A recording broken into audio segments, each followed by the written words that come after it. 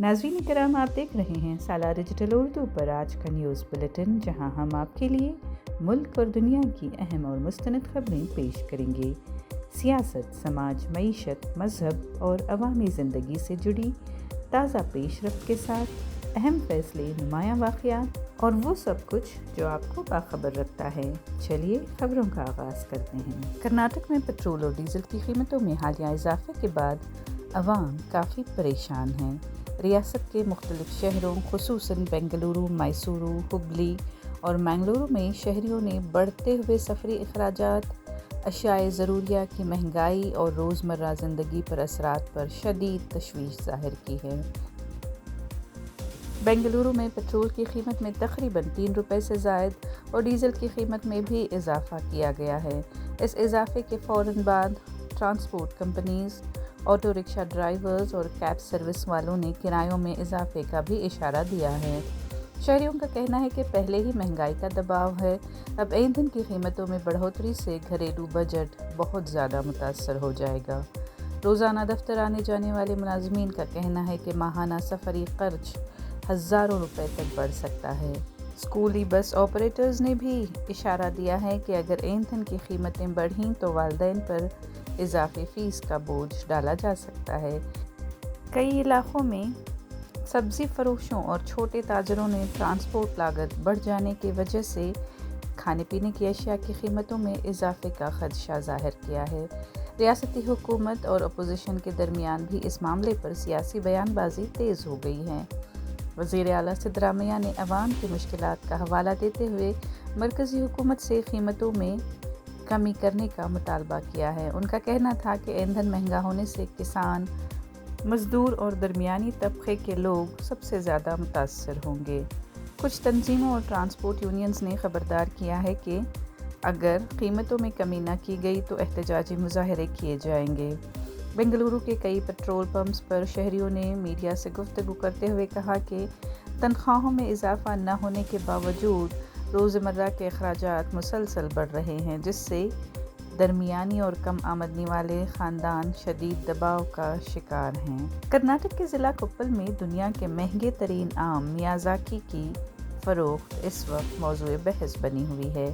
Japan के इस नायाब आम की किस्म बैनुल-अक़वामी मंडी में आम तौर पर 2.5 लाख रुपए फ़ी किलो तक होती है, मगर कर्नाटक के किसान इसे सिर्फ 3,000 रुपए फ़ी किलो में बेचने पर मजबूर हैं। कोप्पल में मैंगो मेला में मियाज़ाकी आम सबसे बड़ी तवज्जो का मरकज़ बना।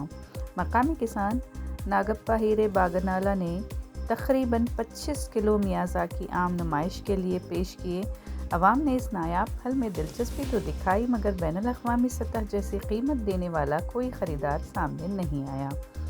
किसान नागप्पा के मुताबिक उन्होंने 3 साल पहले दिल्ली से मियाज़ाकी आम के 200 पौधे मंगवाए थे, जिनमें हर पौधे की कीमत तकरीबन 1300 रुपये थी।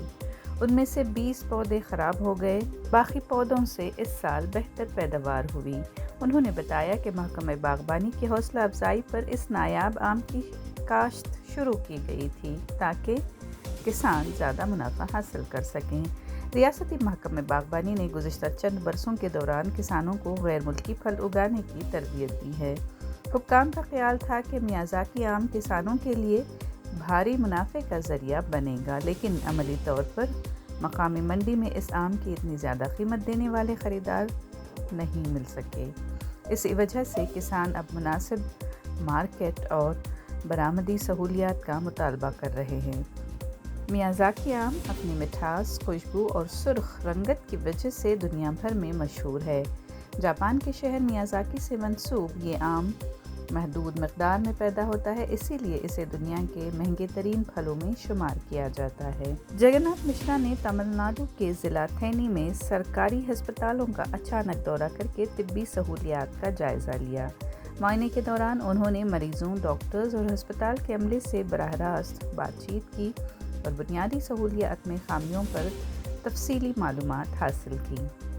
एमएलए जगन्नाथ मिश्रा ने अस्पताल के वार्ड्स, इमरजेंसी यूनिट, दवाइयों के स्टोर और मरीज़ों के वेटिंग रूम्स का मुआयना किया। उन्होंने बाज़ मकामात पर सफाई, बिस्तरों की कमी और तिब्बी आलात के महदूद दस्तयाबी पर तशवीश ज़ाहिर की। مریضوں نے بھی علاج میں تاخیر اور بنیادی سہولتوں کی کمی کے مسائل ان کے سامنے رکھے۔ معائنے کے بعد جگن ناتھ مشرا نے یقین دہانی کرائی کہ ہسپتالوں کے بنیادی ڈھانچے کو بہتر بنانے کے لیے فوری اقدام کیے جائیں گے۔ ان کا کہنا تھا کہ اضافی بستر، جدید طبی آلات اور مریضوں کے لیے بہتر سہولتوں کی فراہمی پر توجہ دی جائے گی تاکہ دیہی علاقوں کی عوام کو معیاری علاج میسر آ سکے۔ مہاراشٹر کے شہر پونے کے رویت علاقے میں دو نامعلوم افراد نے ایک فرنیچر کی دکان پر کئی راؤنڈز فائرنگ کر کے موقع سے فرار ہو گئے۔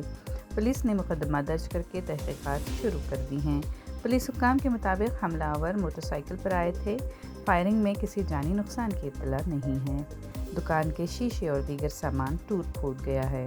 معاملے کے بعد علاقے میں سیکیورٹی بھی بڑھا دی گئی ہے۔ تفتیشی ٹیم نے جائے وقوع سے گولیوں کے خول اور سی سی ٹی وی فوٹیج جمع کر لی ہے۔ پولیس کا کہنا ہے کہ حملے کے پیچھے ذاتی دشمنی، کاروباری تنازع یا دھمکی بھی ہو سکتی ہے۔ مقامی تاجروں نے کہا کہ دن دہاڑے اس نوعیت کی فائرنگ سے خوف پیدا ہوتا ہے۔ تاجروں نے پولیس سے مطالبہ کیا ہے کہ ملزمان کو جلد گرفتار کر کے سیکیورٹی مزید سخت کی جائے۔ لداخ کے ضلع کارگل میں منشیات کے بڑھتے ہوئے استعمال کے خلاف ایک بڑا عوامی احتجاجی مارچ نکالا گیا، جس میں طلباء، سماجی کارکن، اساتذہ اور مقامی شہریوں کی بڑی تعداد نے شرکت کی۔ ریلی کا مقصد نوجوانوں میں منشیات کے خطرناک رجحان کے خلاف شعور بیدار کرنا اور اس کے خاتمے کے لیے سخت اقدامات کا مطالبہ کرنا تھا۔ مظاہرین نے کارگل شہر کی مرکزی سڑکوں پر مارچ کیا اور نشہ چھوڑو، زندگی اپناؤ اور نوجوانوں کو بچاؤ جیسے نعرے لگائے۔ شرکاء نے کہا کہ منشیات کا پھیلاؤ نوجوان نسل کے مستقبل کے لیے سنگین خطرہ بنتا جا رہا ہے اور اس کے خلاف فوری اور سخت کارروائی ضروری ہے۔ ریلی کے منتظمین نے انتظامیہ سے مطالبہ کیا ہے کہ منشیات کی سپلائی چین کو ختم کرنے کے لیے خصوصی مہم چلائی جائے، تعلیمی اداروں میں آگاہی پروگرامز بڑھائے جائیں اور نشے کے عادی افراد کے لیے بحالی کے مراکز کو مضبوط کیا جائے۔ مقامی حکام نے اس موقع پر کہا کہ منشیات کے خلاف جنگ صرف پولیس یا انتظامیہ کی نہیں بلکہ پورے معاشرے کی ذمہ داری ہے اور اس کے لیے اجتماعی کوششوں کی ضرورت ہوتی ہے۔ وارانسی کے علاقے ڈال منڈی میں سڑک کو وسیع کرنے کے منصوبے کے تحت مزید 7 عمارتیں منہدم کر دی گئی ہیں۔ یہ کارروائی مقامی انتظامیہ کی جانب سے جاری روڈ وائڈننگ مہم کا حصہ ہے، جس کا مقصد ٹریفک کے نظام کو بہتر بنانا اور بھیڑ کم کرنا ہے۔ ڈال منڈی روڈ شہر کے مصروف ترین علاقوں میں شمار ہوتی ہے، جہاں تنگ راستوں کی وجہ سے روزانہ ٹریفک جام کے مسائل ہوتے ہیں۔ اسی لیے منصوبے کے تحت کئی پرانی اور تجاوز پر بنائی گئی عمارتوں کو ہٹانے کا عمل جاری ہے۔ حکام نے بتایا کہ متاثرہ عمارتوں کے مالکان کو پہلے ہی نوٹس جاری کیے جا چکے تھے۔ متاثرہ خاندانوں نے متبادل رہائش اور مناسب معاوضے کا مطالبہ کیا ہے۔ ضلع انتظامیہ نے واضح کر دیا ہے کہ یہ مہم مرحلہ وار جاری رہے گی اور شہر کے دیگر مصروف علاقوں میں بھی اس طرح کی کارروائیاں کی جائیں گی۔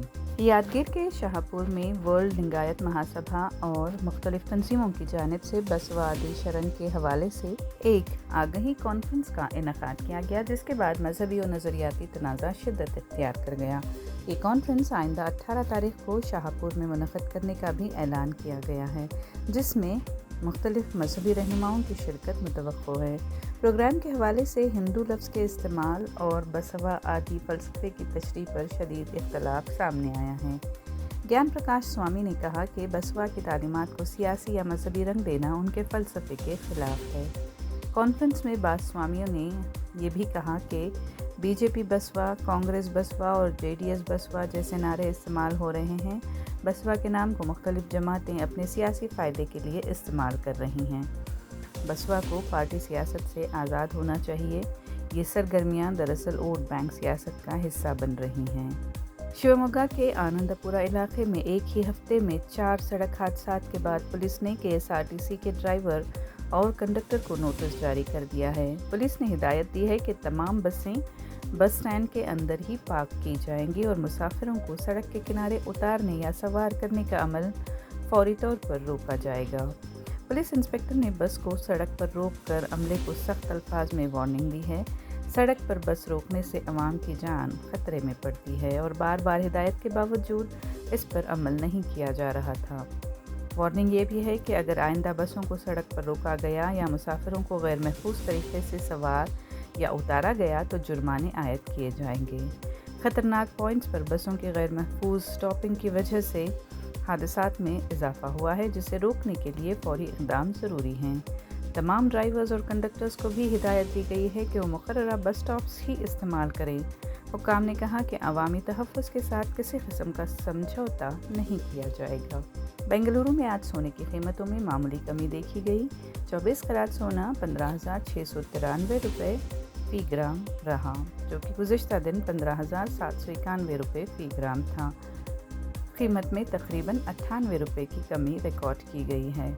22 कैरेट सोना 14,385 रुपये फ़ी ग्राम और 18 कैरेट सोना 11,770 रुपये पर दस्तयाब रहा। आज के न्यूज़ बुलेटिन से इतना ही। अगली मुलाकात तक इजाज़त दीजिए, तब तक बाखबर रहें और अपना ख्याल रखें। कमेंट सेक्शन में हमें ज़रूर बताएं कि आप कौन सी न्यूज़ सुनना चाहते हैं। सालार डिजिटल उर्दू को सब्सक्राइब, लाइक और शेयर ज़रूर करें।